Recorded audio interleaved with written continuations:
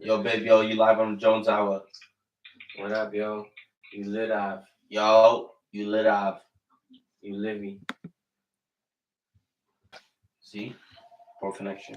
Now, what are we going on? Oh, you live Phone on the Jones Hour. number-wise. Say what up, yo. You're. Wagwan. Phone number? 347. Yeah. They're doing stuff. 898. Yeah, they say hi. They get 8914. She said hi. 8914. Yo, what up? My bad. We getting. We got your shit cute.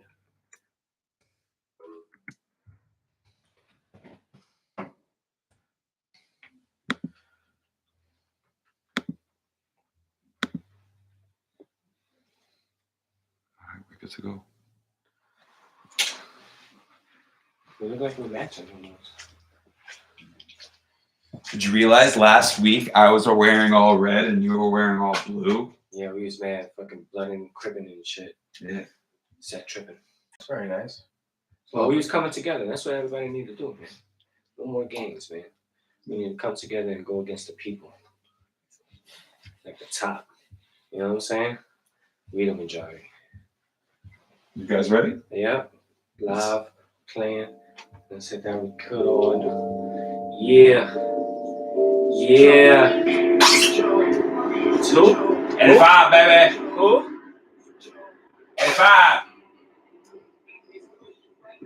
You know who that is. Oh. Another one. Yo. Oh, wow, baby. What's goody? Live. 85.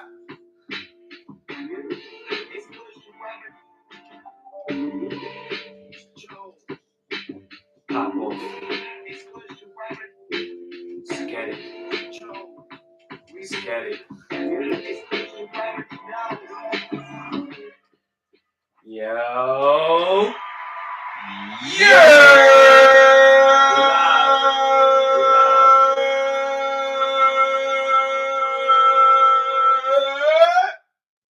All right, we here. Proper introduction. Jones You Hour damn. is live after 7 Wagwan. Monday. Who this to the right of me? You done know. Kush _talk _radio. Hit that follow. Hit the TikTok. Hit the Twitter. Hit the IG. Okay? It was all fire. You All know of who it. it is to the left of me, man? Right? 2 times. Woo! Jonesy 2 times. And the one and only Air Acid. Like a wise man once said. You see What it everything do, dropping. stupid? You see everything dropping, man. So, yo, if you don't Much know, love. man, if you missed the live, you already know. We always live, YouTube and IG every Monday night. But if you missed Wagwan. that, always catch us on the Spotify, Google, Amazon, or Everywhere. iHeartRadio. All the things then. Twitch coming soon. We're gonna learn how to mess TikToks. with that. TikTok's already here. Tic-tacs. Shout out to the new viewers. Shout out to the new subscribers. You already. Mike already early on the check-in. What up, baby? Word, what up? Mahan College in the building. That's MC right there. MC Mahan College, Jaspers. You Wagwan. already know. My alma mater. Gotta Oh, shout them yo. out. Yo, I Gotta get the shout camera. them out. I get the Go camera. ahead. Camera. Give Yo, Chris a shout out. yo, happy holiday to my people, them, yo. Happy Diwali to everybody out Yo. there, man. Holiday Bo- of lights, bo- festivities, Yeah, light I over know. darkness. So, Light. you know, spiritually and literally. You heard? Facts. Happy Diwali, B. I felt that. I love that. All love. Hell yeah, man. It's all about. That's the whole vibe right there, man. You're ready, man. Facts, man. Peace and harmony, bro. Yeah, but you already know. Hit us up if you want to go on the call in 347-898-8914. Woo! I know we've been having a bunch of different numbers, but it doesn't matter. It doesn't What matter. about the traps? Yeah, because We're about the we traps. do those things. Not really, but you know, we're tired. It's all my Boost mobile phones Oh from yeah, 2008. that was a chirp. Chirp was fire.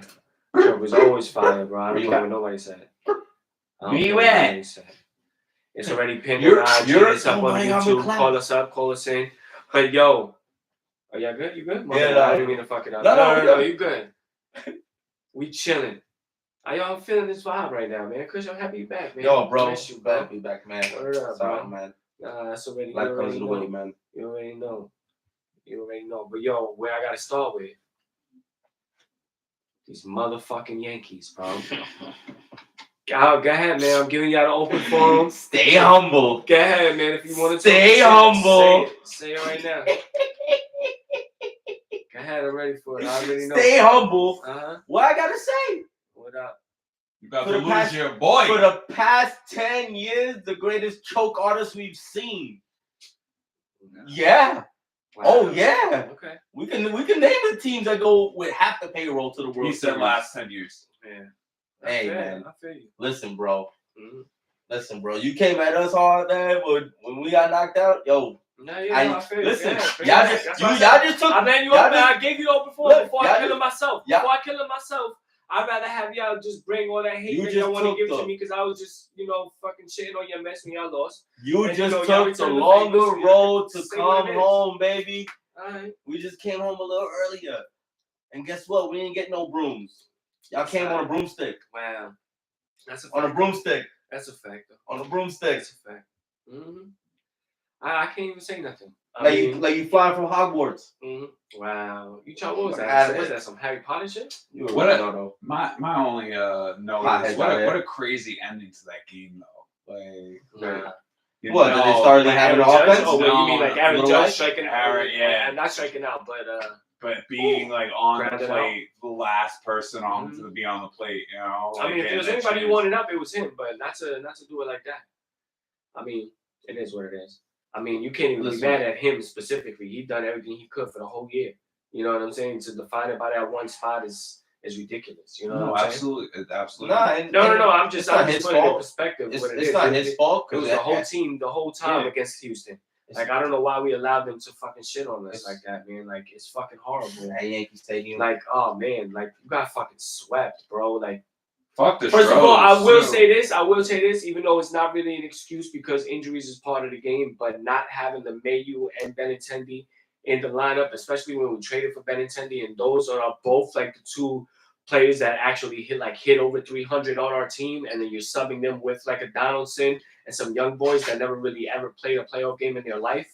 You know what I'm saying? Like, that didn't really help us, but still not an excuse. Like, I mean, all the strikeouts, man. All the strikeouts. I mean, we had almost 40 within like the first two games, you know, like unacceptable, you know. So yeah, you guys have positions where it's a pattern, though, guys. Mm-hmm. No, I mean, this is not like something that's isolated. No, that's what I'm saying. Like, I can't blame Aaron Judge. No, the whole time the Yankees can't produce in the playoffs. Aaron Boone is gone. You think he's gone? Yeah, I think he should be gone. I think he's done. That's it. You know what I'm saying? You think Cashman is good? I think he should be gone. Also, what about the analytic team? No, the analytics out the window. You personally want Cashman out. I think Cashman has passed his time, but I know if that happens, then the true rebuild is here. Then you know what I'm saying? You might as well just sell house and keep Aaron Judge just to keep fans coming and see what happens with that. But Aaron Judge is not even guaranteed. So if you don't get to keep Aaron Judge and he signed somewhere else in the offseason, then I think definitely Cashman is gone. Also, you know what I'm saying? I mean, the Bader Montgomery move turned out to be okay when you seen like Bader was like the only guy actually we had offensively in that Houston series. And he did good in the Cleveland series too. Like, he went yard. You know what I'm saying? Like, he had more home runs in the two series in the playoffs than he'd had all season. You know what I'm saying? So it's trash for him. So Bader finished. I mean, he probably might stay with the team, but the Montgomery trade. No, I think he's your center fielder. I think he's center fielder next year. Yeah, because Hicks would have to be gone too. You know what I'm saying? I think there's some revamping. I think there's some keep the Judge. I hope. You know what I'm saying? I hope we were able to keep him and give him the money that he wants, and he wants to stay here, and we continue to build around him with the pieces we already have. We don't have a washed up team. We have a solid team, but I think our approach is where the change is. You know what I'm saying? And here's something I'm gonna put out there that maybe some Yankee fans don't want to hear, and I'm a Yankee fan, but I'm gonna be completely unbiased right now. Don't think that there's a part within this whole fiasco of the last 10 plus years of the Yankees not winning a World Series that something says to them within their analytic team, like, just make the playoffs type shit. You know what I'm saying? Because the reality that comes is like, yo, they're gonna get bread. Oh, we got the call in.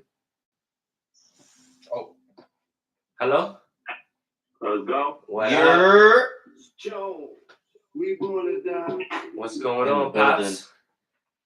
Knew I was gonna call. Yeah, because I was just killing him. I don't know. I was killing him. But I was gonna. You're right. I was gonna say something like, there's something about like the money you make on being in the playoffs and the commercials and sales and ads you're gonna get and you sold out stadiums and all of that shit. You know what I'm saying? They could be content with that when it comes to the profit of the money of the team and shit like that. Because some of the moves that they make, are, in the moment. You know what I'm saying? That's not what it is. I'm just saying. That's not what it is. They want championships. They want championships, but what has the analytics gotten them? The Yankees ain't that. Playoffs. The Yankees ain't that gritty because that money comes too easy to them. They ain't that kind of team. That's why I don't get that to them. I don't know. It's a different. How might be different. Boone gotta go. Yeah, Boone gotta go. Yeah, that whole analytical approach gotta go, man. You gotta have a whole new mindset. You know what I'm saying? Dusty Baker is managing. He's not analytic. Analytic. But even the lineup, think about it. When's the last time we had a legit leadoff hitter? I would say Didi. Didi was good. Didi was in the leadoff. I know, but he should have been. Yeah, but he wasn't. I know, but he should have been the leadoff. I think Didi would have been good at the leadoff. In the 90s, this is the last time we had a legit leadoff hitter. Well, Gardner. Brett.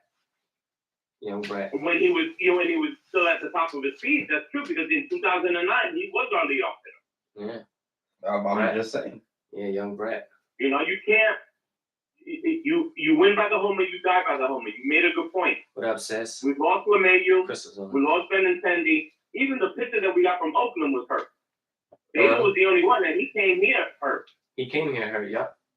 But I mean, it was like that move, and Benintendi is a move. You know what I'm saying? He can't really help that people got hurt, but he could bring up the argument. Like a full healthy team, maybe doesn't lose. Because Donaldson in our lineup was horrible. He killed us every at bat he was up. He killed us.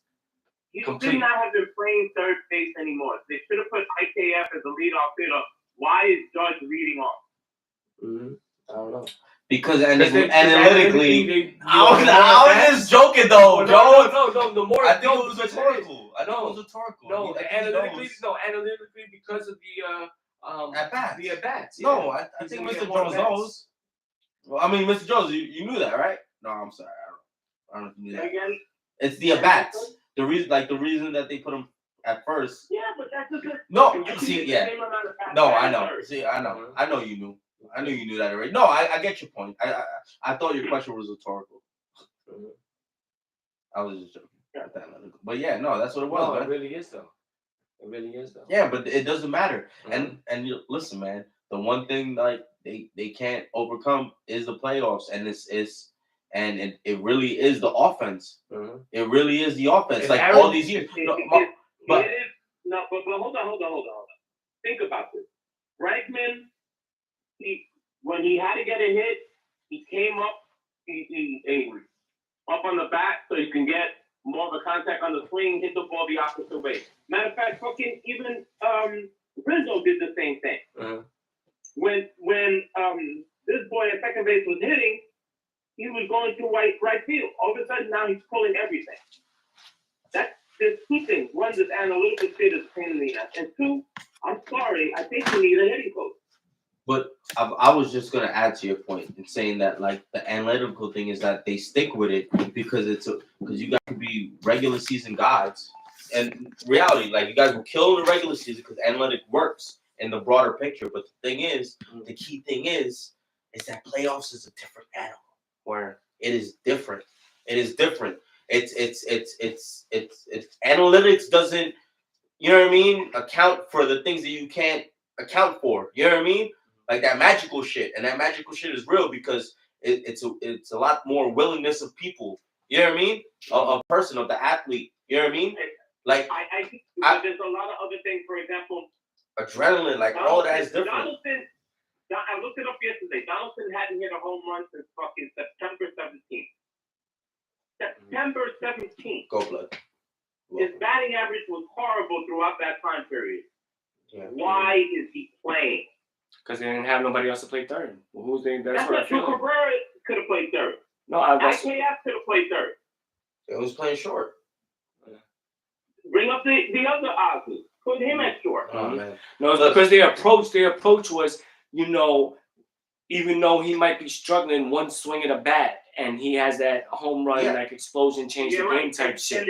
And instead, and the problem is like, you know, that's what your approach. That's what I'm saying. Your approach is with because the analytics got to say that. You know what I'm saying? The swing velocity and the lift on the ball and all of that other dumb shit. That's why he's in the lineup. When in reality, you know, the other teams like a Houston, like a Tampa, like a Kansas City Royals team back a couple of years back. You know, half the salary. They $80 million.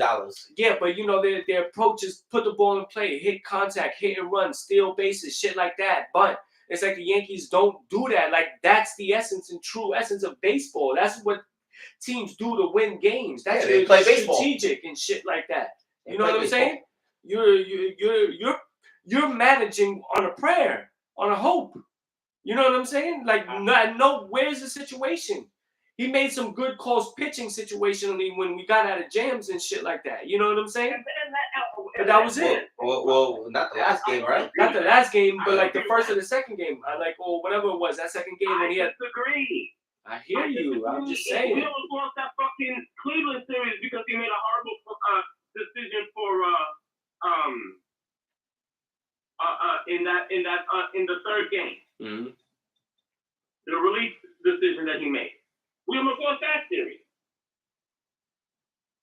He's got to go, and there's certain aspects of sports that don't change. Mm-hmm. Right? We are Knicks fans. We're 1-1. We should have won the first game of the season. We blew Detroit out. Why? Because all of a sudden now we have a point guard that has not turned over the ball over the last two games. Mm-hmm. Now one turnover. When 17 assists.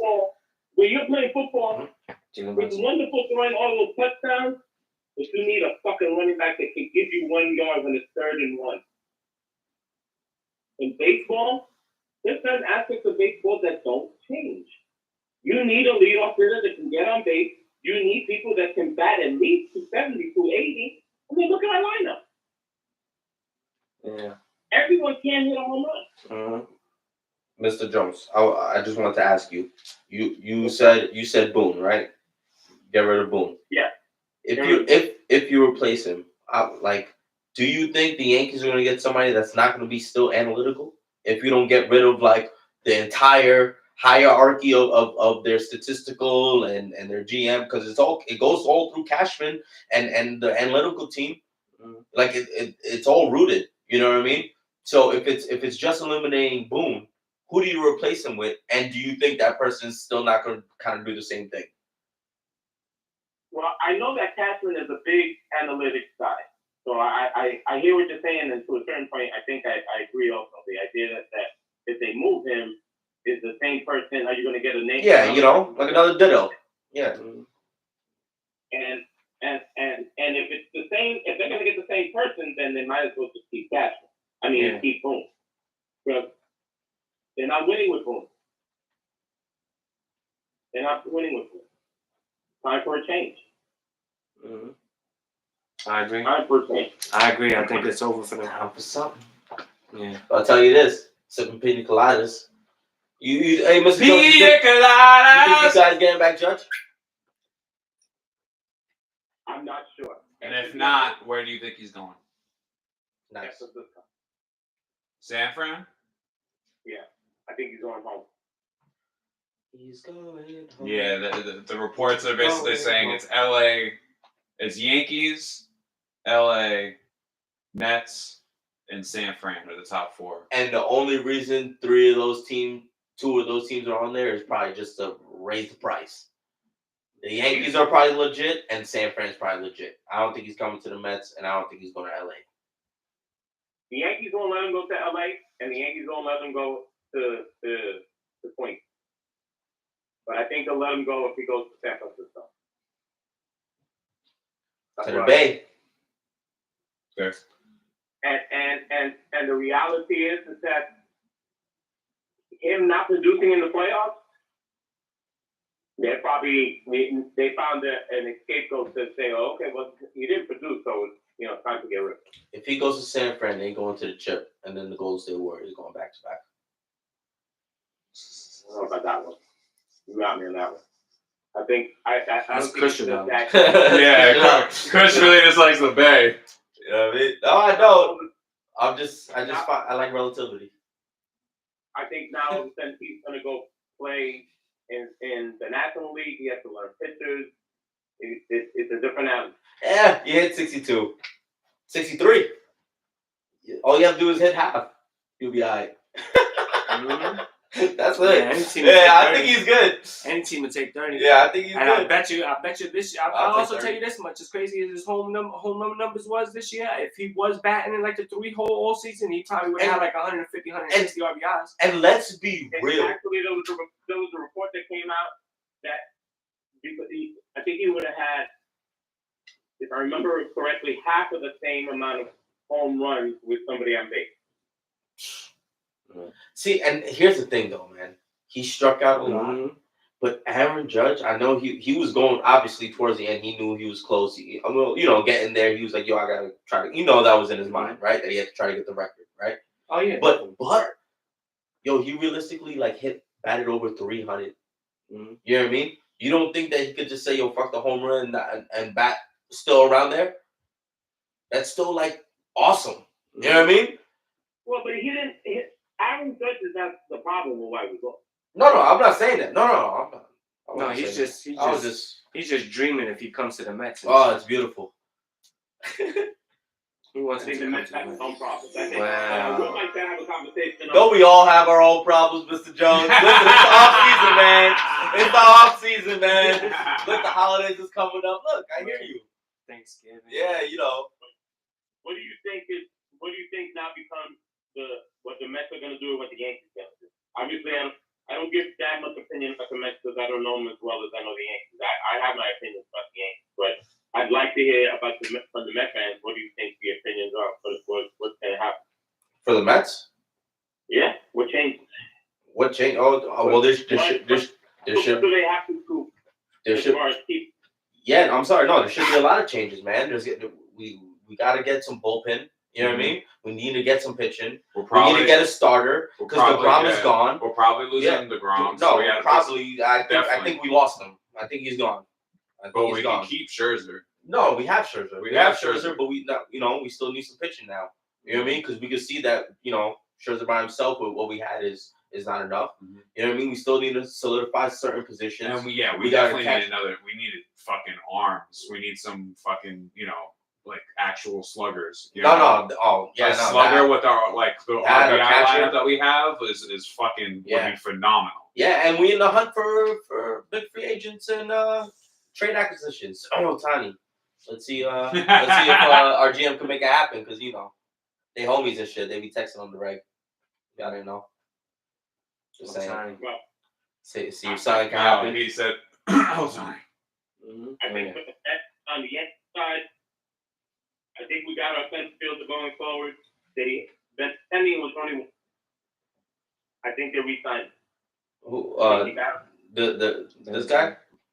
Yeah, Benintendi. I think they re-signed him. I think you gotta get rid of Donaldson, let Cabrera play third because he was a shortstop. I think he could play third. I think you trade IKF and bring up the young boy. And obviously, pitching is always the name of the game. You get more pitching, then more power to you. Right. No, I hear you, man. I mean, a lot of us. See, that's the thing, and this is the beauty of it, because a lot of things are up in the air. But as we get closer, as the months go by, the weeks go by, you know what I mean? As the season, World Series ends and things start closing out, we're gonna start seeing some real moves. You know what I mean? And start seeing where things are trending. Yeah. You know what I mean? Slowly but surely, but it's so crazy how we can speculate right now because she just finished. Yep. Like, yeah, because like fuck.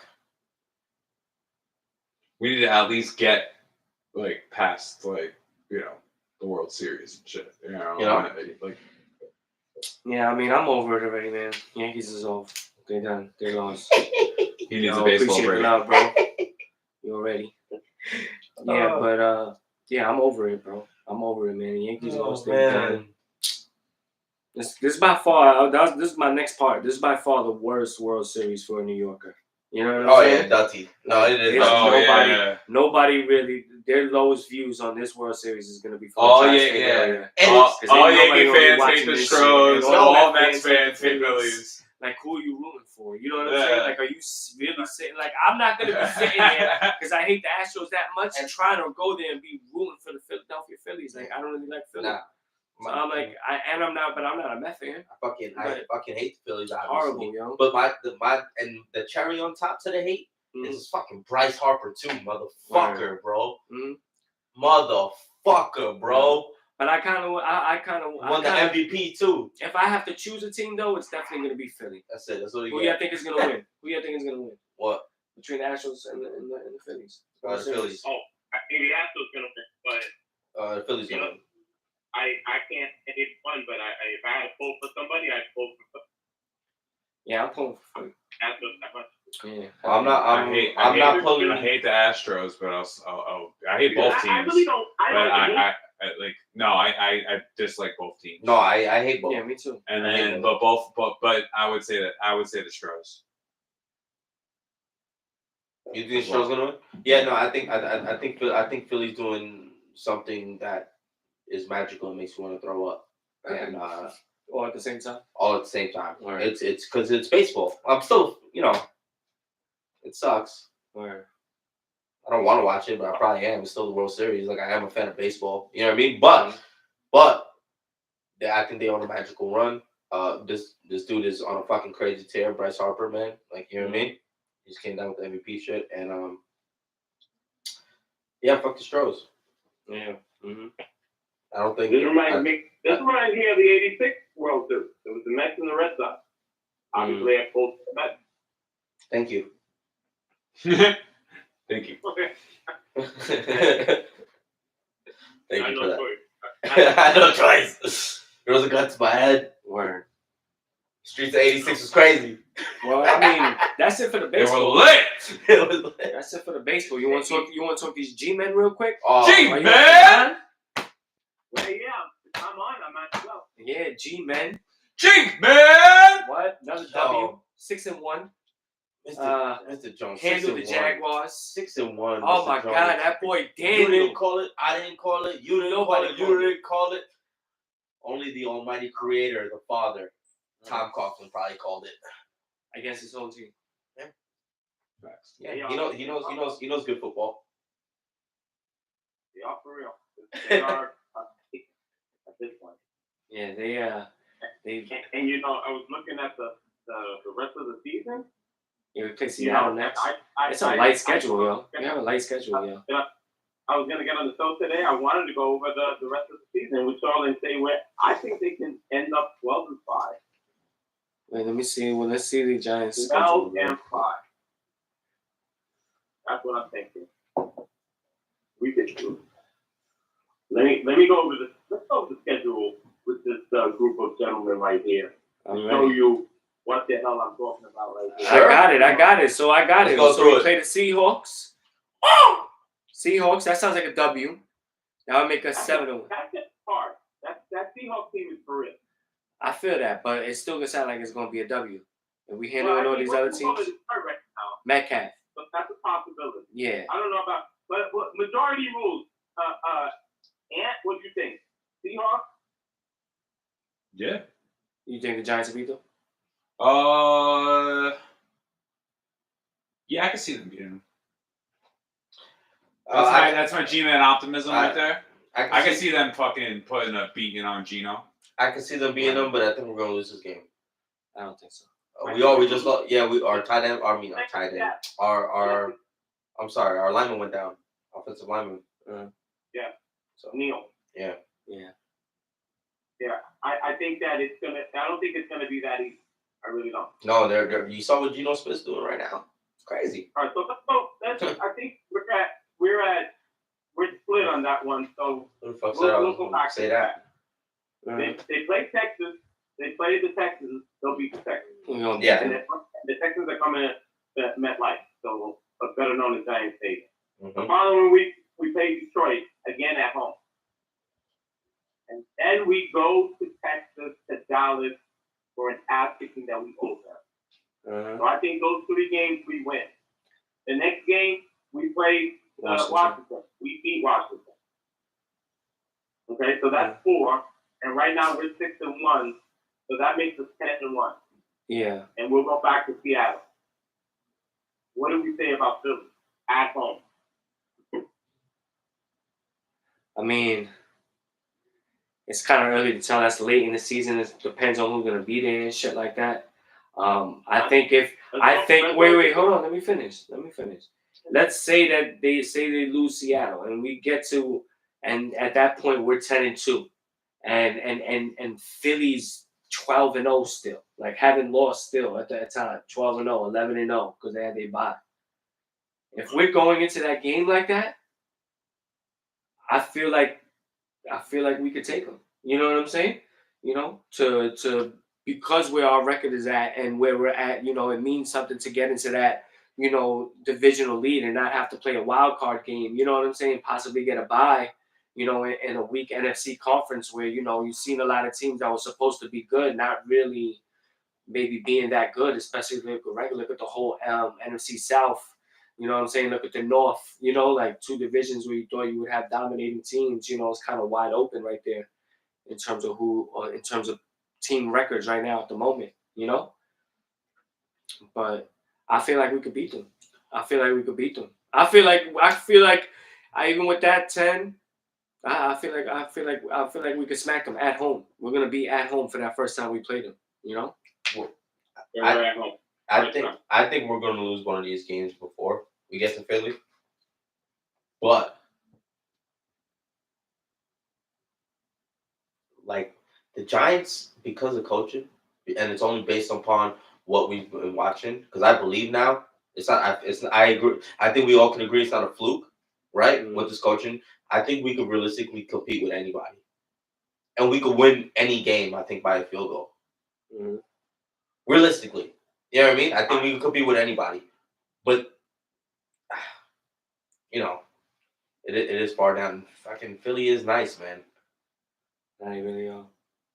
Yeah, I don't think we beat Philly.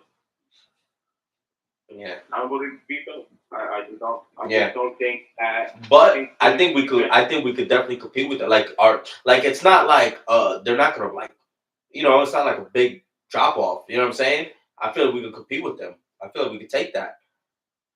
You know what I mean? Mm-hmm. Like our defense is nice.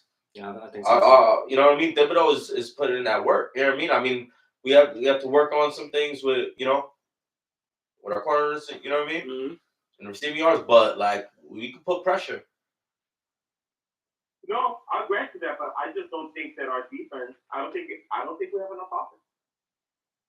If we're down by more than 2 touchdowns, I don't see us have the wide receivers, the passing game to bring us back. Oh, but we did already. We've done that already. We did that already. I didn't even see that, bro, because 1, we've already done that, and 2, we have Saquon. You know what I'm saying? And Daniel Jones. Saquon is the type of player that could catch a pass that's really literally only thrown 8 yards. You know what I'm saying? And still wild out. You know what I'm saying? And take it to the house, get big gains.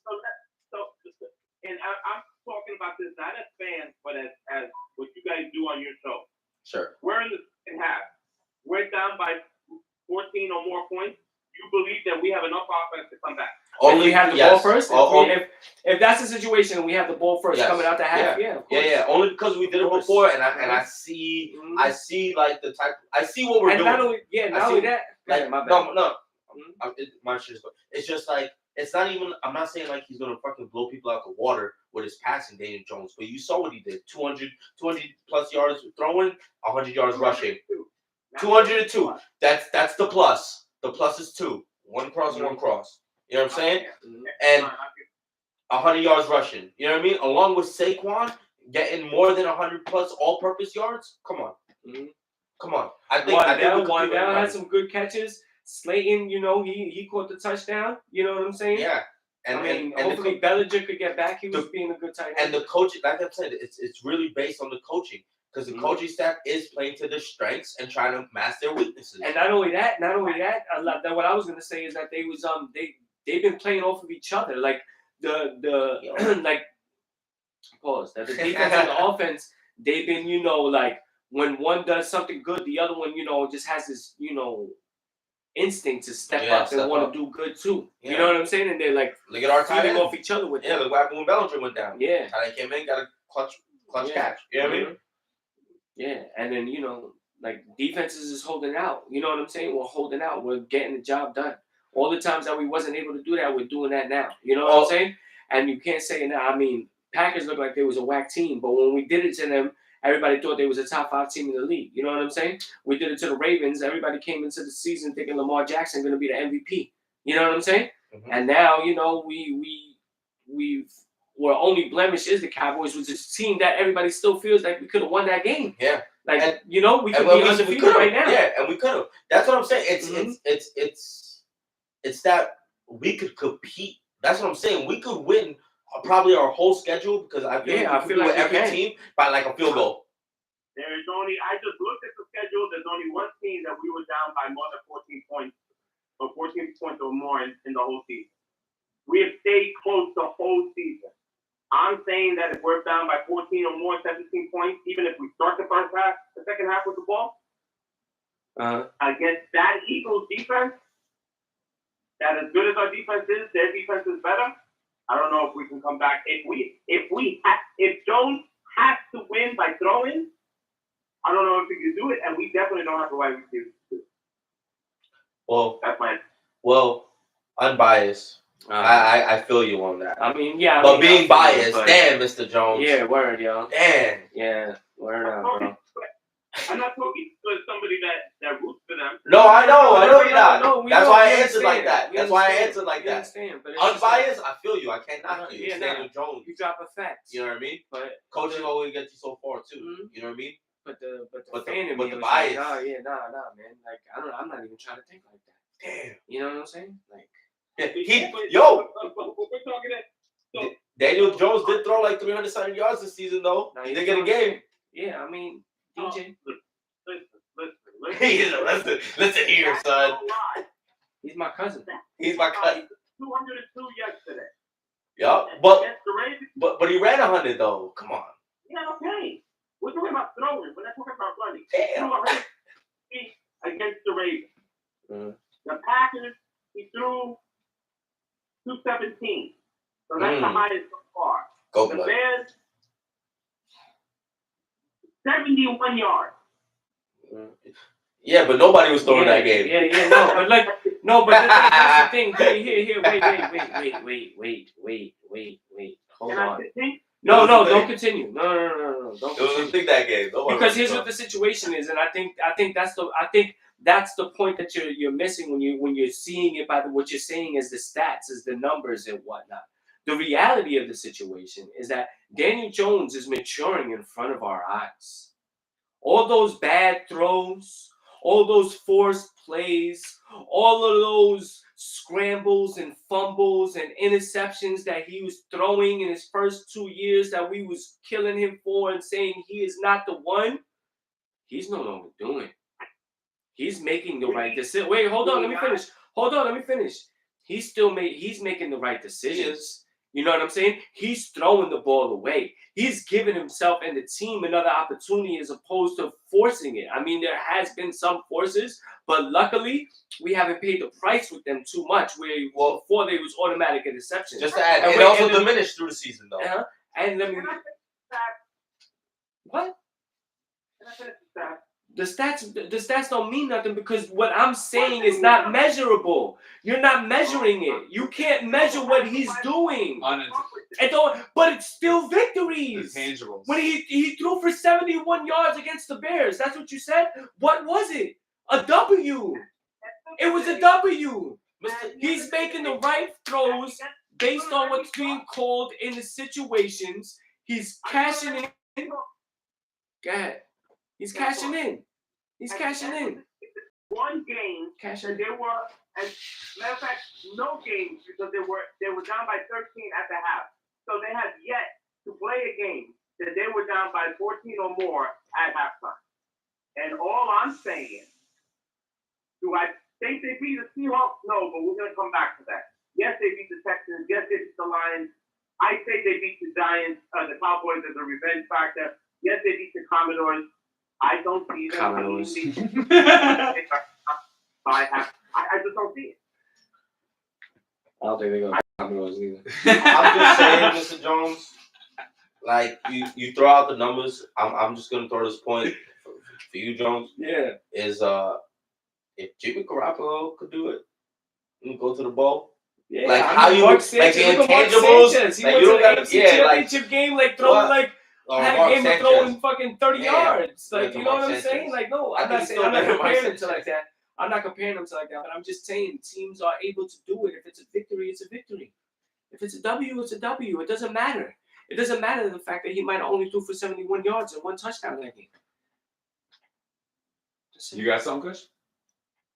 Garoppolo 303 yards yesterday, and he has Kittle.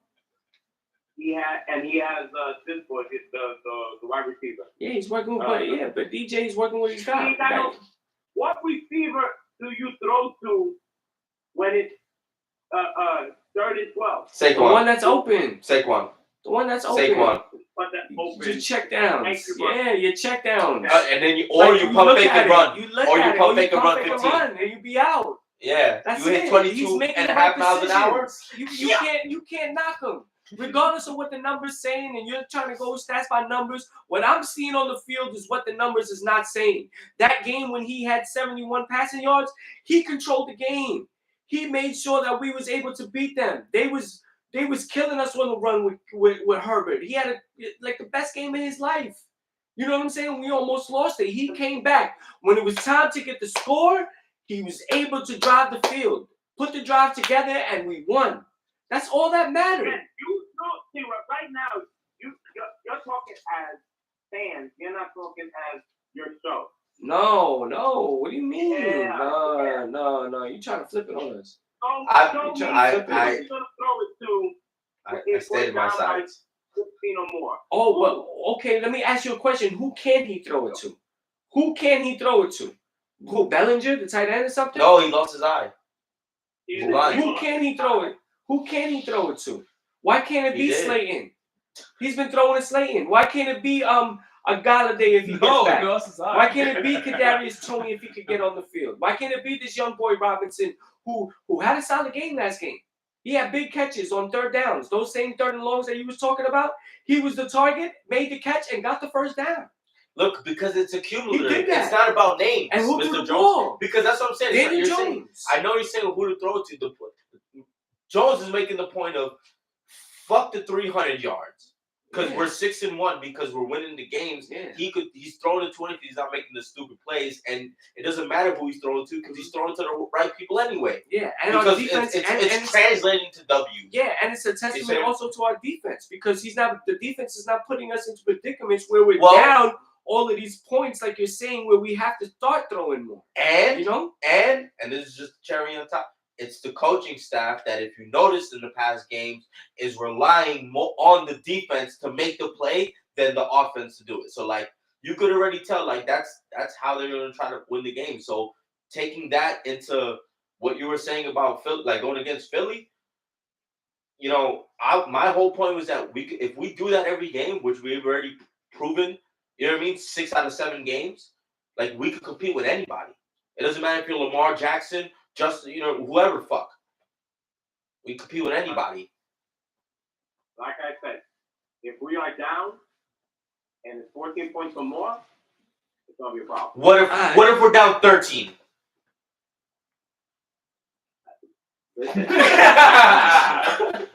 We got that, right? 13 G-Men, baby. This nigga's a dick. I'm just saying. 13 G-Men. No, if it's 14 points or more, I feel you. But if it's hypothetically though, if it's 13 points, then Daniel Jones could come back. Come on, he could do it, man.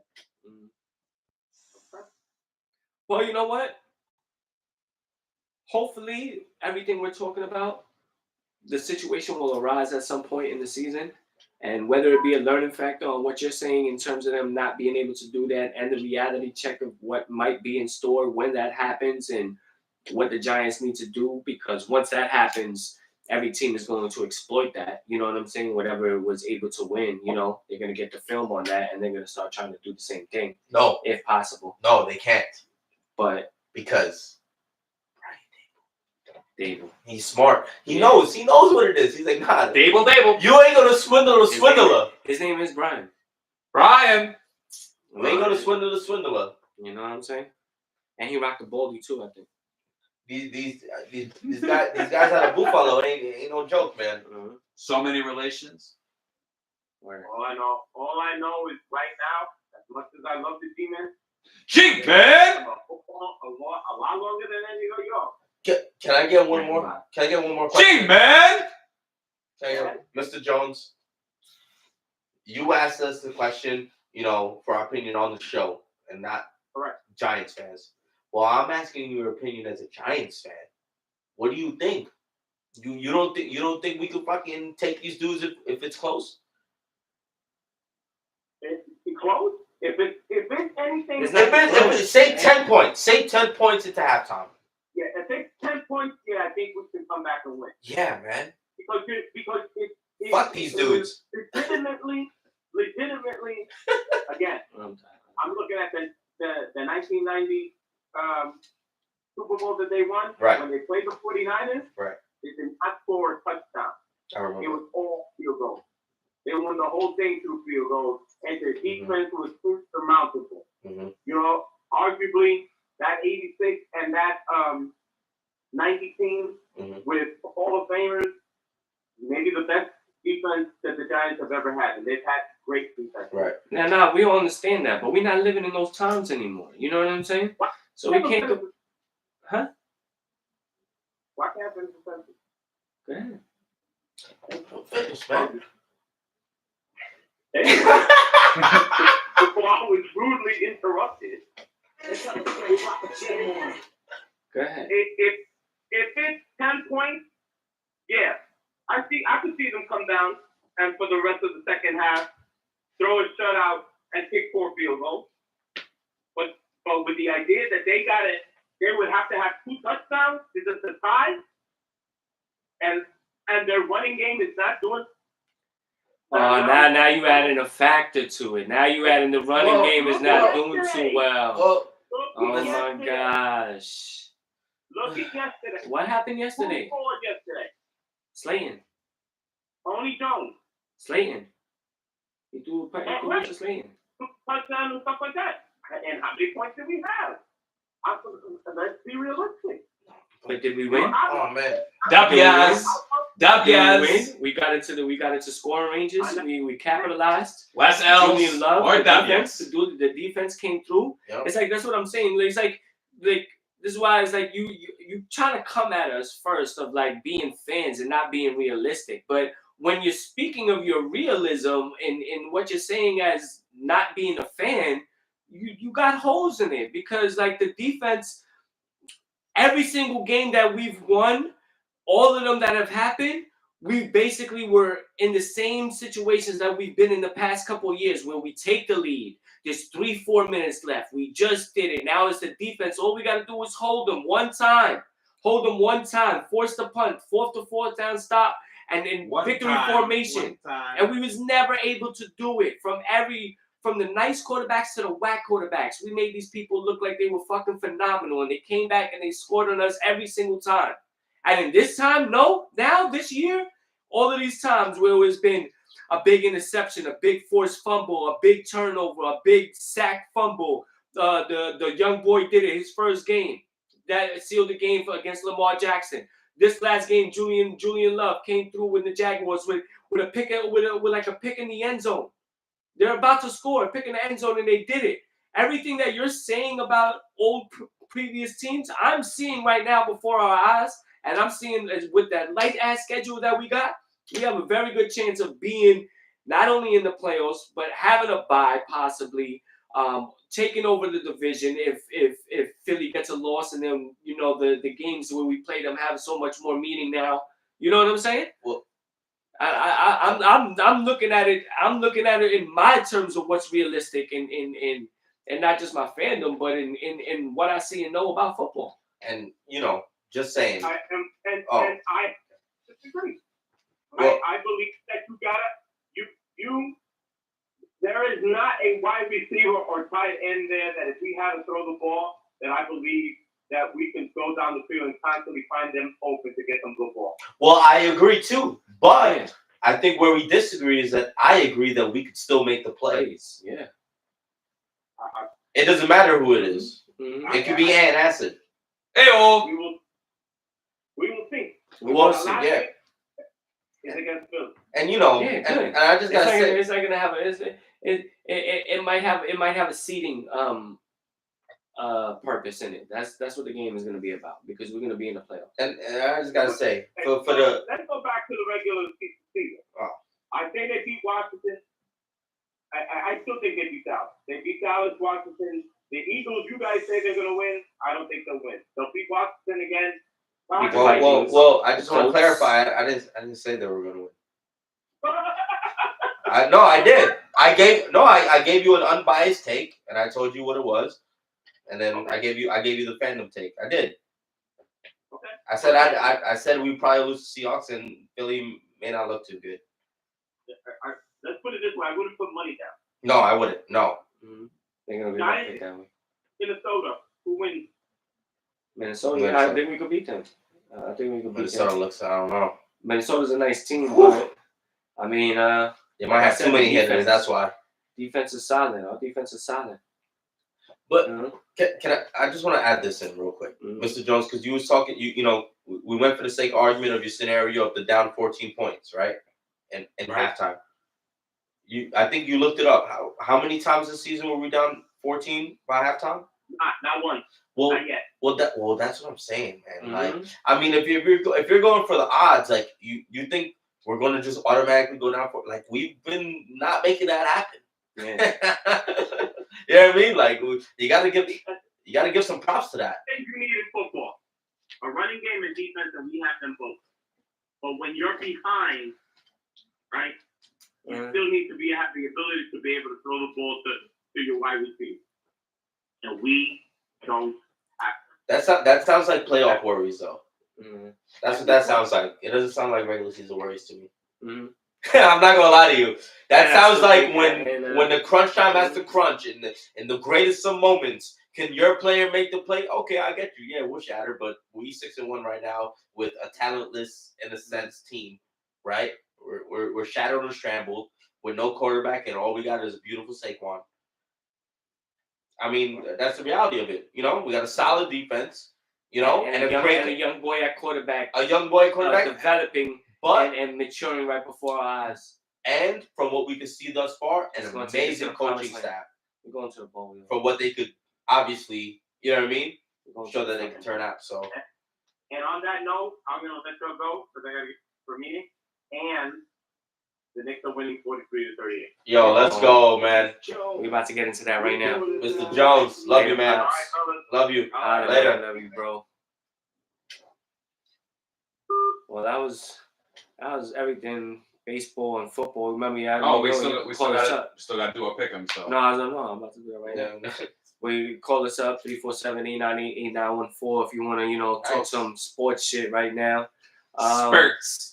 Before we go over the picks, I just want to give this Jets a shout out. You know what I'm saying? Another W for them. They doing their thing. Haven't hit that number since I was in bookings. What? Spurts. 9-8. Oh, okay. It's the number I remembered. I know you got locked up. That was his number. I didn't call you. Number I didn't call you. You couldn't do nothing for me. I understand. 00098. Did I really get it like that, bro? Yeah, I didn't. But yeah, man. let's go over some more of these games for this week. But Sure. like again, shout out for the Jets. You know what I'm saying? They did their thing. Beautiful. Another W, even though Brees Hall out for the season, toward ACL. We're gonna see how that changes their offense. But it looks like they might have picked up a running back already. I've seen a report that it might have been James Robinson already picked up, but we'll see if that's true or not. I know they was in the hunt for maybe somebody like Kareem Hunt. That would have been a nice addition to them. But I don't know if that's still there was a lot of names out there, man. Yeah, a lot of names out there. Ravens hold off the Browns. Panthers upset the Buccaneers. I mean, they make all these trades. They get rid of Robbie Anderson. They get rid of Christian McCaffrey. Mm-hmm. They start a new quarterback. You know, they bench Baker, and they come through and squash Tampa and Brady. I mean, at home, but still a W is a W. And I just want to say it's looking better and better. Yeah, Miami. And not only that, anybody that's playing fantasy, try to put those claims in for any Panther players because they're about to go off. I'll tell you that right now. Burrow goes off, leads the Bengals. Crazy. Dak in return. Cowboys beat the Lions, but Cowboys don't really do much. Giants with the Jags win over there. Even Washington upsets Green Bay, but I don't know if it's really an upset. We're going to see how nice Green Bay really is. They're about to play Buffalo this week. Talk about no receivers, though. Mm-hmm. He was throwing fucking Odell Beckham throws to fucking Aaron Jones. Mm-hmm. You saw that shit? Yeah. You saw that touchdown? Uh-huh. Shit was crazy. Yeah. Yo, that's a running back? Yeah. That was Aaron Jones? I'm sorry. That was Aaron Jones? Mm-hmm. Damn. Yeah, Titans handle the Colts. Mm-hmm. Raiders handle the Texans. Jets, we already know, had that win. Chiefs over San Fran. I'm telling you that. The Chiefs looking like the team to beat. You know what I'm saying? I don't care that they lost Tyreek Hill. That boy, Patrick Mahomes. He's my homie. He's just too nasty with it. Me homie. Seattle with Geno, they go off even though DK has an injury. He might be missing some games, if not out for the season. We don't know about that. I think they're still waiting on the MRI. I think it's looking good. He might lose a week, which actually might help us going against what my pops is saying when we play them next week. Mm-hmm. Dolphins beat the Steelers with Tua coming back, and it looks like the Bears are up 3-0 right now against the Pats. Wow. So we're going to go into pick'ems now. So the scores, Kush had a bye last week, so we just giving him 4. But at the end of week 7, Kush is still in the lead with 34. I am in second with 32. And Ant is in third with 29. Nice. So I believe who should we go first? Ant, you go first or Kush? I'll go last because I went first last week, even though you wasn't here, Kush. But I mean, between y'all two, because we have to switch it up in terms of whatever the flow was, whatever you want to do. Kush, you want to go first? Or I'll take it. Go first. Ant? Wow, let's go. This guy's a piece of shit. Let's go. This guy's a piece of shit. Yes, I am. All right, so I guess let's hear it, you fucking fucker. For my what's the increments again? What are we doing? 5, 3, and 1. Come on, man. Get it the fucking together. Get it the fuck together, Kush. You want to go first? You're supposed to have it ready. You know? Look through the games and make your picks. Yeah, I'm going to do it right now. Hurry up. For my tree man. Eagles over the Steelers. Wow, he's picking Philly. What a herb. Shitbird. All right. 3 locked in. Go ahead. 4. My 1-point play. I will take the Cowboys over the Bears. Cowboys. 1-pointer. Wow. So about some shitty picks. You want to pick Washington too? Over the Colts? That's great. For my 5-point play, I'm gonna take the Bills over the Packers. The Bills. I like it. 5 points. Ant, it's on you now, sir. Let's go, my friend. Go ahead, brother. All right. For my 5-point, I am going Dolphins over Lions. I like it. All right. For my 3-point, I am going Ravens over Bucks. Wow, that was a big one. All right. For my 1 point, I am Raiders over Saints. The Raiders. Vegas lost. Yes. Okay, so now it's my turn. It's my turn, guys. Ravens, Bucks, Broncos, Jaguars. That's not even good. Yo, you're supposed to be fucking ready. You're last. You literally are like the last one. Like, there's only like fucking 5 games. All right, for my 5, I'm taking the Bengalis. There we go. Bengals 5. There you go. Happy Diwali. Yeah.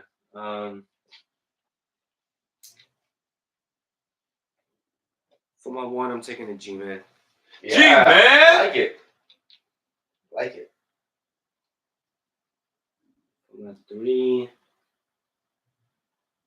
Tree man, tree. Tree! Tree man, tree. Tree, man. Tree man, tree man, tree.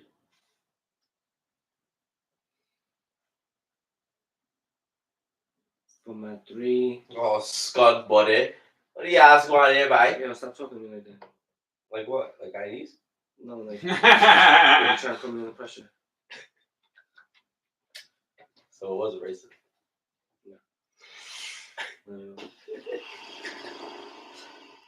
Under pressure. Yeah. Push it down on me. Jones. I'm taking Push it down on Jones. I'm taking the Panthers.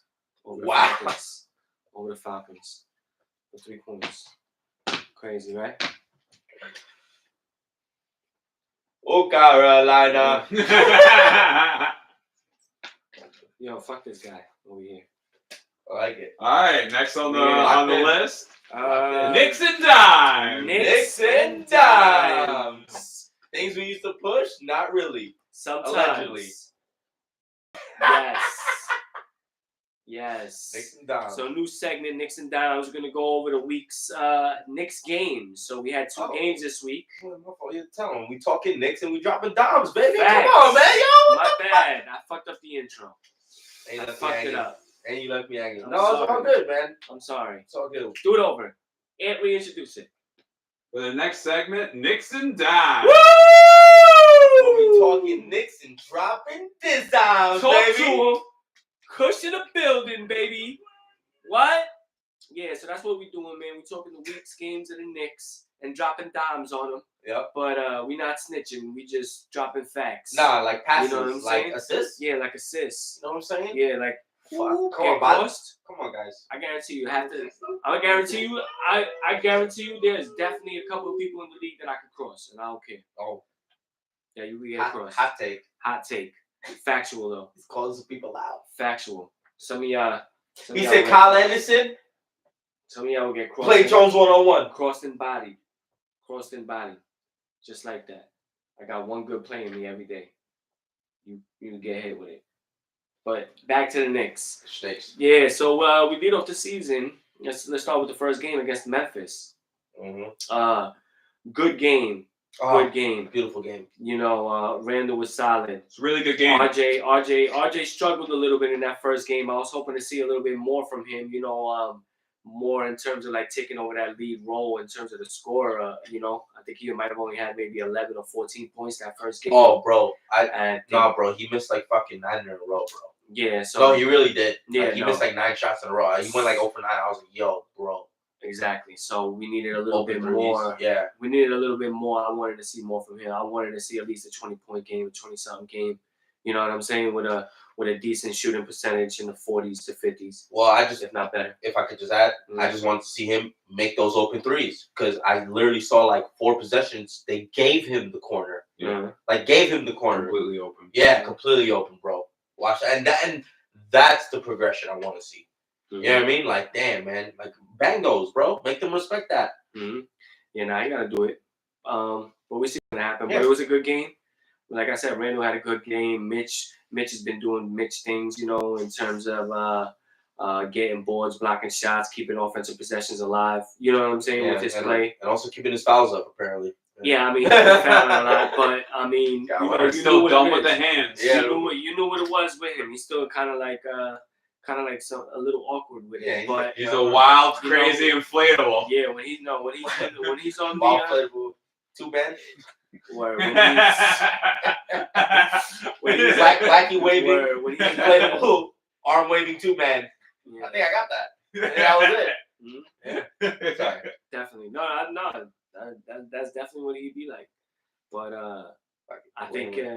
think he's good when he's on the court. So Yes. you take it. Yes. So you take it. But and just shout out Hartstein, man. Hartstein. I'm sorry. He's German. Hartstein. Yo, because he's the one that's been putting up some buckets and some clutch rebounds and some good ass defense and hitting threes when Mitch has been in foul trouble. Yeah. So he's been a good addition because even though you lose a little bit with the defense side when you put him in the team in the game, you gain a lot more offensively, which you're spacing a little better also with him actually having that 3-point shot. Right. So I think it's a good transition when you're putting in your bench players where you suspect that you're not going to get the same scoring opportunities or points as your starters, but you could still get it with the bench with him coming in. No, definitely, and he makes up some of those numbers. And even though he lacks on that side defensively without Mitchell, I mean obviously there's some of it, but he plays with heart, man. No pun intended. Like he does, like he plays with effort, like there's some pep and stuff. And he's a rookie, he should. Yeah. You know what I mean? Mm-hmm. So that's what's up. But as like you said with the foul, so I think part of that was where we gonna transition into why they lost that game. The foul trouble that happened, Mitch fouled out of the game, and Hartenstein came in. Mm-hmm. Then Randall fouled out of the game. Mm-hmm. But instead of Toppin coming in, he brought in Fournier. You know what I'm saying? So now you have your starters, well not starters, but the people on the court at that time is Cam Reddish, is RJ, is Brunson, is Fournier, and is Hartenstein. So it's a small lineup. So you basically have like 4 guard type of players with Hartenstein on a team like Memphis that got Adams, that got other big men down low. You know what I'm saying? Yes. And they could jump out the building. Yeah, they didn't match up well. Steve Adams can body Hartenstein. Yeah. So I think that was a bad call. Adams is one of the strongest people in the NBA. Facts. Yeah. So I don't think they measured that up right. I think Toppin should have came into the game. So you could still get that transition run. Plus, he's always a spark off the bench. He's decent offensively in terms of creating his own shot, pulling a 3, but he also seems to make a lot of the good decisions. So I think that was where we lost that game in terms of that sub at that moment. And I think that's part of the reason why Ja was killing us, because Brunson nor Fournier could hold him. You know what I'm saying? And with them two starting, all the team's guards in the league is going to kill us. So I think that's something that's not going to last too much longer of Fournier in that starting role. But the person I think that is going to take that starting role, who hit that 3 to send it into overtime, which is Cam Reddish. So Cam Reddish hit that 3, sent it to overtime, stayed on the court for the entire overtime, but with that same 5 that I just said without Toppin. So even when they went into overtime, they stayed with that small lineup. And, the offensive production wasn't there. And then they didn't really have anybody to guard Ja. They had to start using RJ to guard Ja Morant. Yeah, and by then you're already losing. You know what I'm saying? So it wasn't even a good move. It was like almost like you was just trying to stop the bleeding at that point, as opposed to make it as an issue to come back. If you would have did that a little, realizing who you have on your team in the situation in terms of the matchups, you don't bring Fournier into that spot. You know what I'm saying? Because I mean, you have Brunson that could be that 3-point shooter. You have Reddish that could be that 3-point shooter. I don't think you need it. I think Reddish needs to hit it too, by the way, because he's been fucking missing some open 3s too, man. He's got to work. Let's get into the second game, because the second game he didn't. You know what I'm saying? They played Detroit.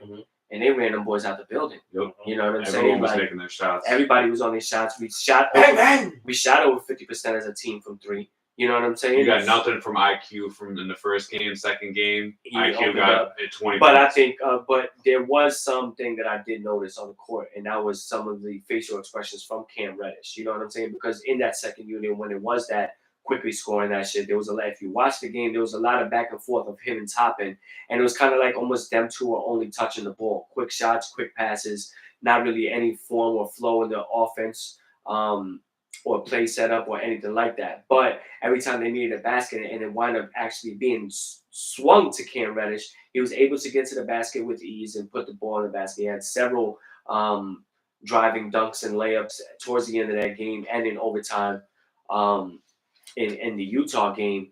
And he was able to do that again in Detroit. That's why I feel like he pretty needs to start. Memphis. Utah. Did I say Utah? Yeah. I mean Memphis. You're right. Memphis, the first game, and then Detroit, the second game. He was still playing that role even when Quickly and Obi was going crazy like that. You know what I'm saying? Mm-hmm. So I think he needs to still find his way, but I think hopefully they don't frustrate him enough where he doesn't want to be here no more because he is a valuable asset to the offense. Right. A very underrated scorer from what I see. Someone that could definitely slash and hit the shot, create his own shot, and make good passes to his players, like accurate.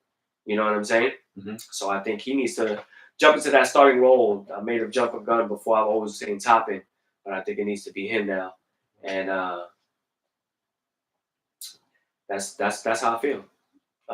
With Fournier out, starting teams guards can't really exploit us like that, especially if you could intertwine between RJ and Cam Reddish guarding other teams, whatever 2 or 1 or 3. You know what I'm saying? Where now you could switch off and have Jalen Brunson probably guard the smaller player of the 3 positions as opposed to just the point guard only. You know what I'm saying? Because you have no choice because you have Fournier on the court. You know, you could try to switch and miss and match with RJ and Cam on the defense and let Jalen get whoever's left over. That's a little bit easier to guard. So how y'all feel so far? What y'all seen from the Knicks? Yeah, no, I mean, you want to go ahead? Or? No, go for it. I mean, I agree with what you're saying. I mean, you're not saying like bullshit. You know what I mean? You're saying facts. I am just going to wait a little bit because I think there is going to be a little up and down in terms of who we might see in per game because I think that's how it looks like. That's what Thibodeau's going to do, but it's like hard for me to tell in 2 games. But I am going to wait till game 5 because it's looking at who we played. Besides Memphis and.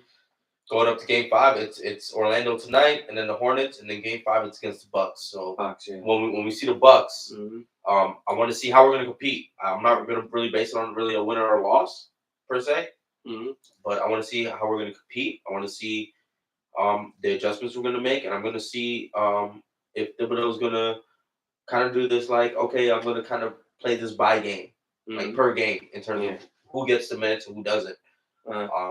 Like I said, I think that's what he's doing. I just can't tell in 2 games.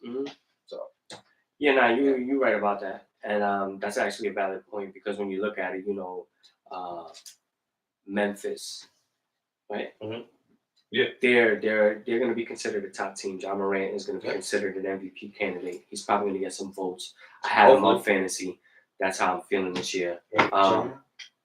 And I feel like, what we did against Detroit, we were supposed to do against a team that's run them boys. You know what I'm saying? Same thing against Orlando tonight, even though we that supposed boy to run them boys. Paolo Brancaro, Banchero. You can see Banchero, like he won he was the first round pick. He was the number 1 pick. Orlando was like, everybody was shocked, but he's talking like, he put up like double-double already. Yo, bro, like both games. He's kind of putting up like LeBron numbers, like weird, like LeBron numbers, Will like too. Yeah. Oh yeah. Will, LeBron, and him that had Oh, they put up the stat? Yeah. No, I was just looking at it. I was like, yo, he's mad young. Right now, they had 25, 5, and 5. And right now, because we're not watching the game right now. Right. We're going against the Magic right now. Right. Yeah.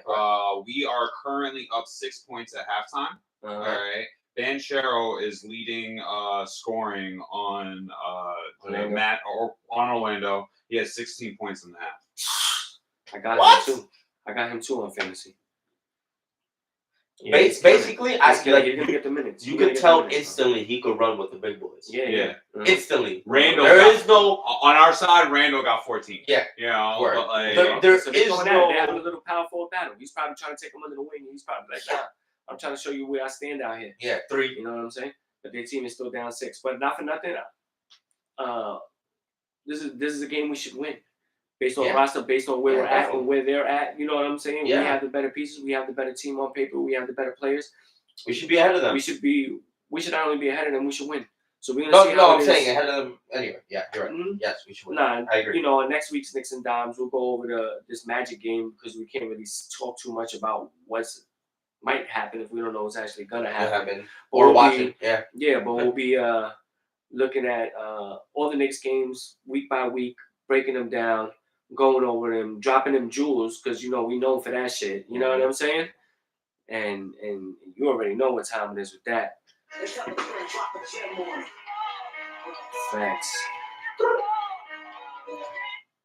Facts. So let's get into some other NBA shit. Lakers in turmoil still. I don't think they're gonna ever get it together. You know what I'm saying? That big three is not really a big three. They don't know how to play together. They know how to share the ball. The dynamics just don't work. Yeah. It's the LeBron AD show, baby. LeBron AD, Westbrook probably should. Westbrook should actually try to play off that second role and come off the bench. You know what I'm saying? Yeah. And the way he plays can complement those type of players that are playing with him. You know what I'm saying? When he wants to take it to the rack and be all erratic and shit like that.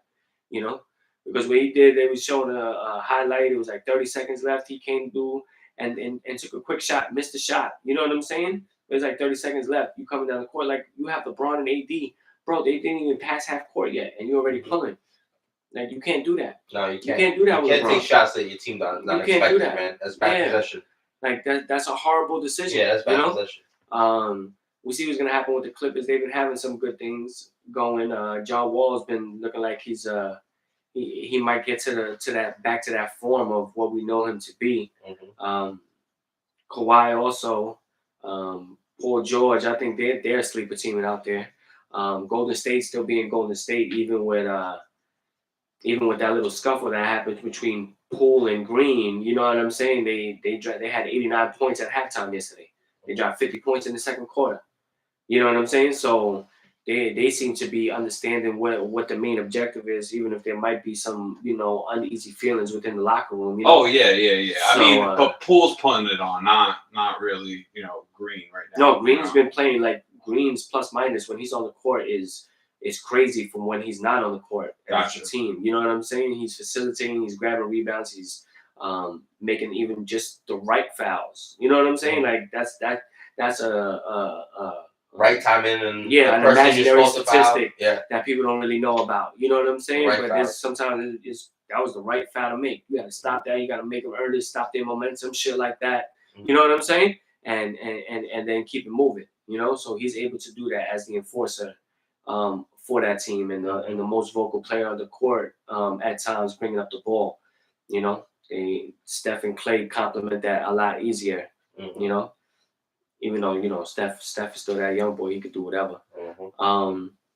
Going into the East, Bulls been looking like they've been doing their thing early. Bucks looking like they're doing their thing early. Heat look a little suspect in my eyes. I don't know. There's been a lot of hype over Tyler Hero and Duncan Robinson, and in my opinion, not for nothing, I've never really seen it with any of them. I did see some glimpses with Tyler Hero when he was going in their playoffs and they was in the bubble and he was able to do some things and hit some shots and shit like that.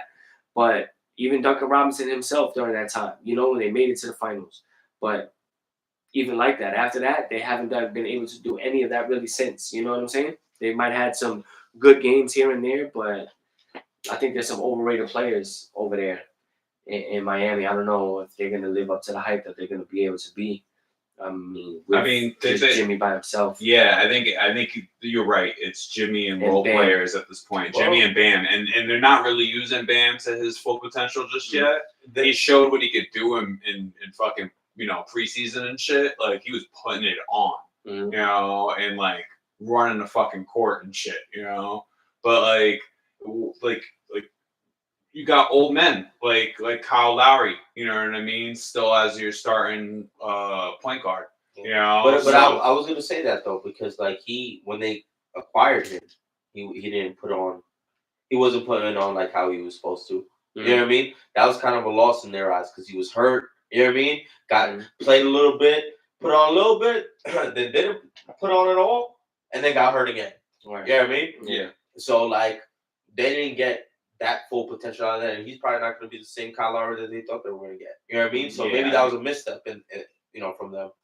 But I knew he was going to be washed up. I was saying it last year. I was like, yo, he's not going to be able to do what you think he's going to be able to do for the long term if you think you're going to try to have him as your starting point guard and make a run for a championship. Right. And I feel you with Tyler Hero and Duncan Robinson. Like, they obviously not the answer, but they're not scrubs. And they also, like, good in drafting and shit. Like, they got this dude Strus. Like, who the fuck saw this dude coming? You know what I mean? I saw him last year in fantasy. Well, I'm just saying, though, like, you know what I mean? Like, coming up, like, they could. Anytime they have an injury, that dude goes off. Yeah, the NBA season is a long season, but especially like the Heat, I don't count them out unless they like really out. Yeah, because they've proven that. I understand that, but I'm get just to the playoffs and make it to the finals. We're talking about 2 games into the season. You know what I'm saying? We're talking about what I'm seeing right now in terms of the early little kinks. All teams, unless you haven't lost yet, or you have everything going together, like a team like the Pelicans, even though Zion looked like he got hurt. Yeah, you know what I'm saying? But it doesn't seem like it's really anything too injury crazy. You know, like a bruised hip. Like he should be back within a couple of days. You know, so hopefully he'll be able to fight through that. But a team like the Pelicans that been together a while, got these players from Valanciunas to B.I. to McCollum to Zion to whoever else they got. They're a solid team. So you got these other teams that are doing that, but as you see some of these little kinks that teams have to work through, these are what I'm saying. Like, if they don't want to be where I'm saying that they're at right now, that's what they need to start fixing and looking at. You know what I'm saying? Even the Knicks, even though we went through Knicks and dimes, that situation of Fournier being in the starting shooting guard is not going to help us.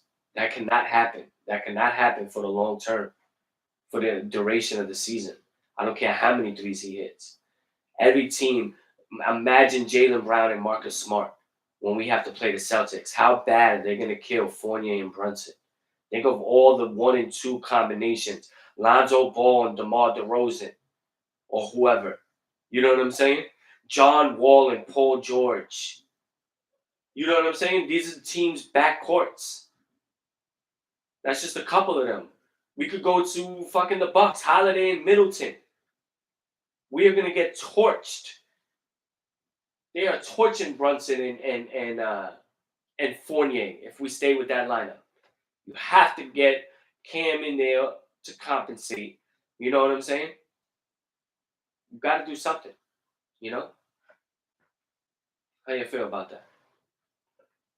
Sure, man. I mean, if that's what you took out of it in 2 games, then yeah. Yeah, no, I already know. In 2 games, I'm telling you right now. I agree. I would Jones should opposite, but it's not necessary. No. But I'll say this: y'all already know my feelings on fucking Fournier, B. We don't gotta go back to this shit. All right. Yeah. We could drop him. All right. Take the money out the taxpayers' money or something. Whoa. No, we'll pay for that shit. Yes. No, you speak for yourself. Then I'll. No, my tax money is going to like other stuff, like probably like underground gambling or like white collar crimes and shit. Like, fuck out of here. No, you know what I'm saying? I fucking hate Fournier. Get him the fuck out of here. Put some respect on my taxes, bro. No. Anyway, not my portion. Maybe yours. I'll pay for Fournier because you don't want to. They'll take a poll. Whoever votes yes, they'll take their money. Right? Fair. All right. So before we end the show, drop the you fucked up. Oh. Now you see you done fucked up. Yeah. This is the first time we've done this, and I'm taking full responsibility for it. I have to take back a you fucked up moment of the week. Last week, we kind of gave Kanye. Well, I gave Kanye. I will, and I'm sorry about saying Kanye. It's Ye. I gave Ye the you fucked up moment of the week. I felt like what he was saying with Candace Owens, what he was saying about George Floyd, what he was doing with the White Lives Matter. I was like, yo, bro, like you're bugging. Like, I understand you have a platform and you want to use it and you got all these billions of dollars, but show some respect and shit like that. You know what I'm saying? That was along the lines I was going with last week in terms of naming him the you fucked up moment of the week, or giving him that honor or dishonor, whatever you want to call it. But then we've seen the Drink Champs, right? We've seen the Drink Champs episode. Shout out to Nori, Queens in the building, QU. We seen the Drink Champs episode in which he gave him an opportunity for a platform, which Yee, the Jones Hour will always accept you. Always. If you want to come through and you want to get something off your chest, we will gladly have you here. We won't censor or edit anything. We will get canceled with you, bro. Maybe. Hey, man. Maybe not. But no, cancel with you.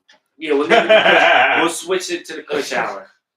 It'll go from the Jones Hour to the Kush Hour. You know what I'm saying? And we just light up. You know what I'm saying? But back to the Yee, my boy Yee. Young Yeezy. Young Yeezy. Yee, I gotta take it back. You know what I'm saying? Because once the Drink Champs episode dropped, which I'm not gonna front, I did not see the whole 3.5 hours. But I did see like an hour and a half, maybe 2, and other bits and parts that you've seen online and whatnot.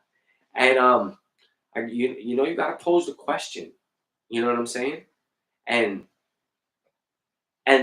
we have the answer. Is he going against the so-called Illuminati or whatever that is, whatever entity that might be? We don't know exactly what it is, but it's always spoken about. It's like this underground understood shit. You know what I'm saying?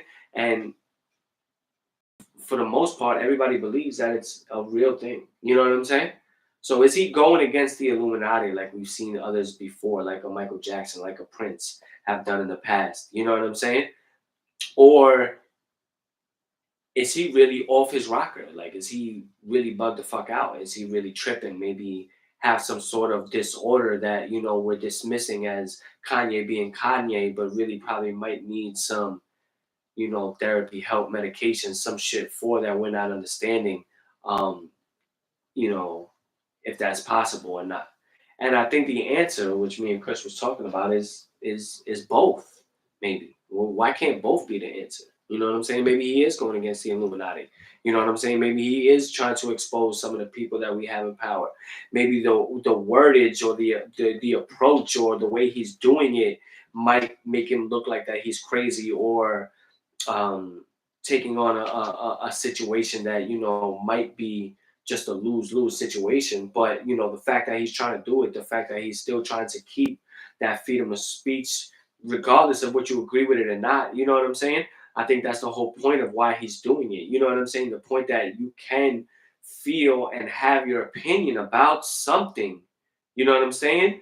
And just because I don't agree with it doesn't mean that anybody's wrong about that. You know what I'm saying? Or doesn't mean that now my opinion, even though you don't agree with it, should no longer exist. You feel what I'm saying?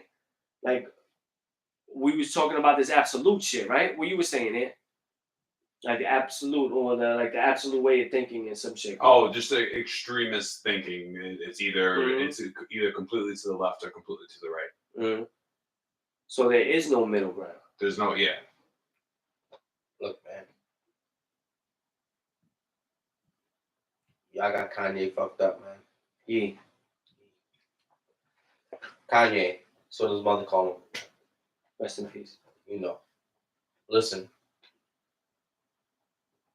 You fight battles every day, in a sense, with your job, right? With your life, like whatever we do as average Joes, quote unquote, right? You two ain't, right? We go with the man, whatever, right? Put your tax bracket to where Kanye's tax bracket is. Okay. What battles you think he's trying to fight for the things he's trying to do? We trying to fight our managers on time off and shit like that, and or trying to do something, you know what I mean? Or we gotta go get a permit. When you're at the level of where Kanye's at, and in his field of work, you know what I mean? Like, there's different battles that he's trying to fight right now. My whole point in saying all this is that everybody's trying to, or like a lot of the media and shit is trying to twist it like he's anti-Semitic and like he's against Jews. Like, if you actually listen, you know what I mean? Like, and get context with it, he's not saying that at all. Like, he's saying like real shit that he's going through, that he's seeing, that he's trying to get through. No, yeah, I feel you. And he's saying, yo, this is what it is. I'm trying, like, they violating me, and I'm paraphrasing, obviously. I'm summing up the whole shit. They violating me, bro, and I'm showing you what it is, bro. I'm trying to show you what it is, so we can go past this, so we can go over this hurdle because it's fucked up. Right. So who am I to knock that? You know what I mean? Like, bro, you seen that?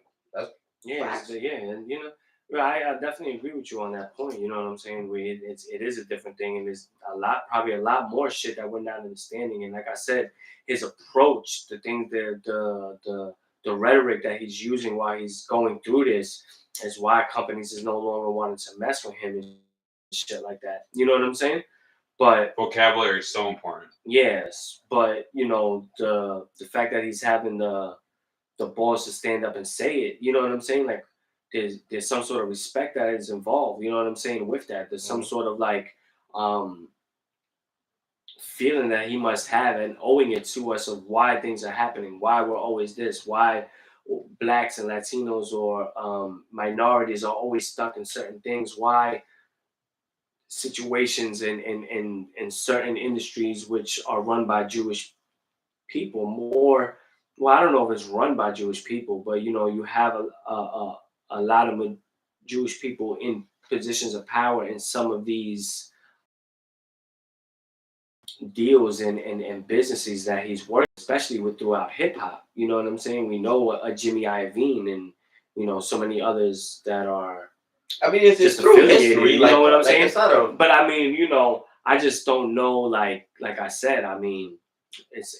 I think it's definitely on a level that we really don't understand as the common folk, and because there's so many people turning their back on him. Like you can't name me CEOs that he's dealing with. Yeah, no, exactly. You can't name me motherfuckers that he's trying to make SoFi Stadium deals with.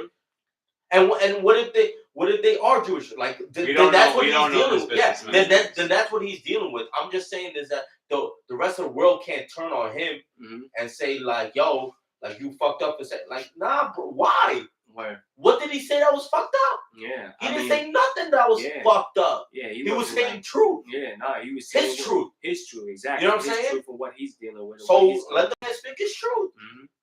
But but at the same time, we can't just shut him or go away or man, or just twist what he says, or not just twist it, but automatically label him as crazy because he's saying things that we're not aware of, not used to hearing, maybe not agreeing with totally, but that's too dismissive. You know what I'm saying? That's too easy. That's too simple to be like, oh yeah, no, he's just crazy. He's bugging. Listen, you know what I'm saying? Reading shit. That's what I did last week. Yeah, that's why I'm bringing it back. Shit off I'm not saying I did it TMZ. completely like that. Reading off the TMZ cover at the magazine at your local Stop and Shop ain't getting context on a situation. Right. You know what I'm saying? Read a little article real quick that you just seen, or like a little TikTok video you saw, ain't getting context with shit. We could see.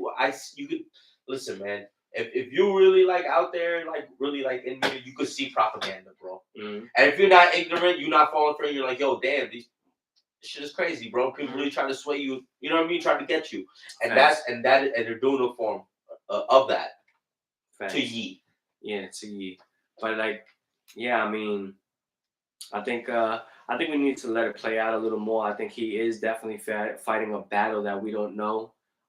Both probably, like I said, a little mentally, but also against this Illuminati shit, man. He probably is going against these dudes. He probably lost some bread or whatever it is. What's the name with the Illuminati? And I don't know what else to call it. No, I know.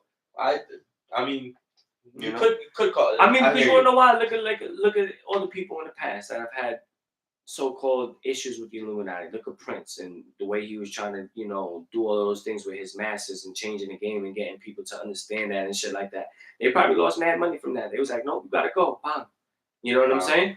Wow. And Michael Jackson. Gotta go, bam. No, wait, hold on. You know what I'm saying? No, hold on. He's doing the. They don't care about us. You know what I'm saying? They don't really care about us. That song and shit like that. That song right there, that was all straight to the Illuminati. That was straight Illuminati.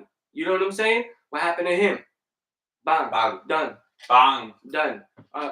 Let's go to Tupac. Okay, all right. Yo, Jones, we got the point, man. What did he name his album? Kill Illuminati. Illuminati. Where's he at? Cuba. Bang. Cuba. Gone.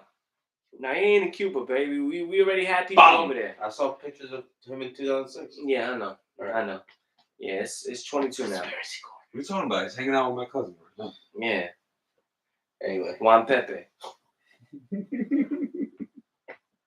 That's your A cousin. crazy uncle. A crazy uncle Juan Pepe. I thought it was your cousin. Nah, Juan Pepe Jr. Second uncle. Yeah, cousin uncle. That's Junior. Yeah. But yeah, I mean, shout out to Kanye, man. Or Ye. Hopefully, you get it back together again, man. You want to fuck with us, man. We come through. We'll give you the platform, bro. We'll definitely give you the platform. Come through. Fuck with us. We ain't gonna edit shit. We won't let you go. Yeah, man. We want to be what's the word? Like, when you dropping jewels on us, you know what I'm saying? We want to be put on. You know what I'm saying? We want to understand more. And I hope that there's a way for you to continue to do what you're doing to make the people understand more. But, just be careful, bro. Be careful. It's wild out here. But, yo, I think that's another one done. Yeah, man. Another one done. Yo, shout out everybody that's been on the IG checking. We appreciate the love. You already know. Love another one wrapped up in the books. Fuck with us next week, man. You already know. Every Monday we live, man. IG and YouTube. Follow the Jones Hour. Get on TikTok, man. Yeah, if you follow the TikTok, we're gonna drop those reels and on IG. Yep. Twitch coming soon. And if you missed the live, you could also stream and listen to the podcast. Spotify, Google, Amazon, Apple, and iHeartRadio. And you already know. Let's at the Jones Hour, y'all. Kush_Talk Radio and Acid in the building, man. We're ready, man. Ozone Jones here. Let's get it started. 2-2. You're ready.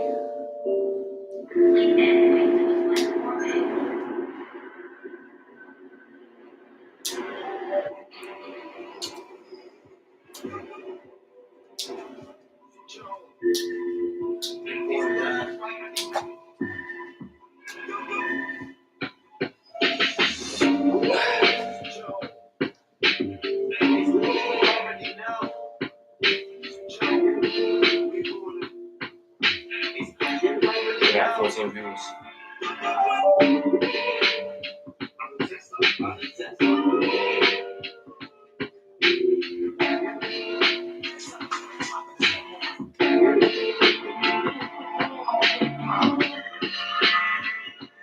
You didn't put in on this, man.